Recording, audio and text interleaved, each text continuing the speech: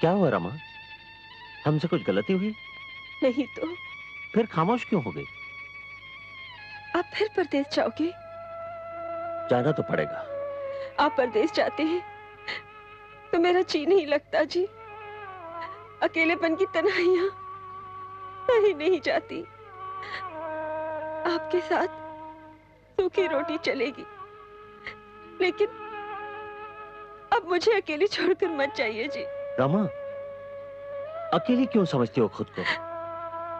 हम औरतों की दिल का दर्द आप मर्द नहीं समझ सकते। जब आप यहाँ होते हैं तो आपकी सेवा में पूरा दिन निकल जाता है, और जब आप यहाँ नहीं होते तो बच्चों की याद सताती है। रमा,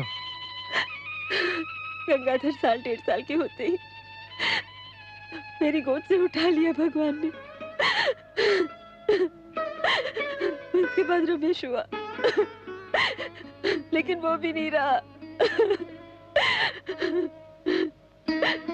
उसके बाद इंदु का जन्म हुआ, लेकिन वो भी नहीं रही। मेरे तीनों बच्चे छीन लिए मौत ने। रमा, क्या हमारे दिल में कुछ भी दर्द नहीं? तुम्हें अपने गए हुए बच्चों का दुख महसूस हो रहा है, लेकिन हमारे दिल में न जाने कितने दुखों की आग भभकती है। पिताजी हमें छोड़ गए, मानो भगवान ने हमारा छत्र छीन दिया।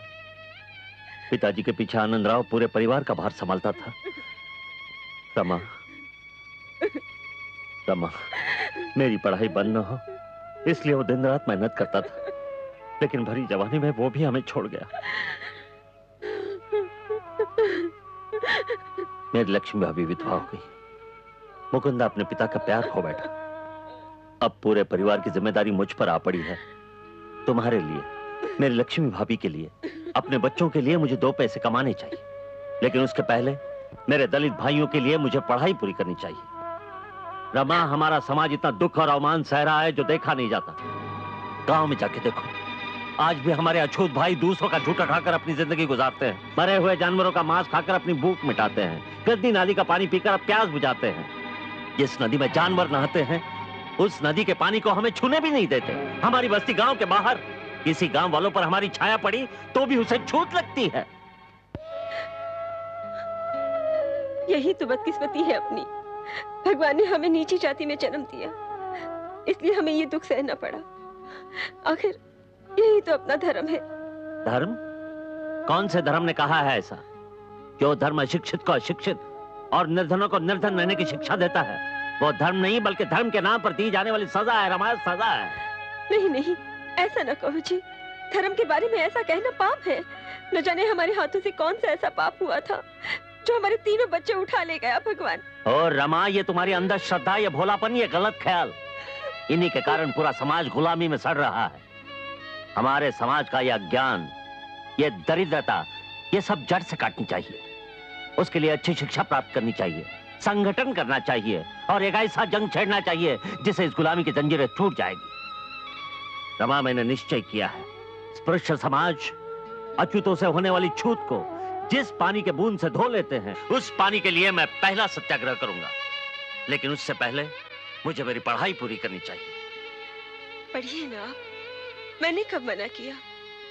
आप अपनी पढ़ाई जरूर पूरी करो। रूखी रोटी क्यों ना हो, मैं सबको खिलाऊंगी, मेहनत मजदूरी करूंगी, लेकिन आपकी पढ़ाई में बाधा ना आने दूंगी। बड़ी समझदार हो तुम रमा। तो भी मैं एक इंसान हूं, एक साधारण स्त्री हूं, आपकी धर्म पत्नी हूं। मेरे दिल का दर्द सिवा आपके मैं किसे बताऊं। दिल का दर्द दूसरों से कहा तो बोझ हल्का हो जाता है। रमा, अब तुम सो जाओ। दिन भर थक जाती हो, कष्ट उठाती हो। मेरा थोड़ा काम बाकी है, वो हो जाने के बाद मैं भी सो जाऊंगा।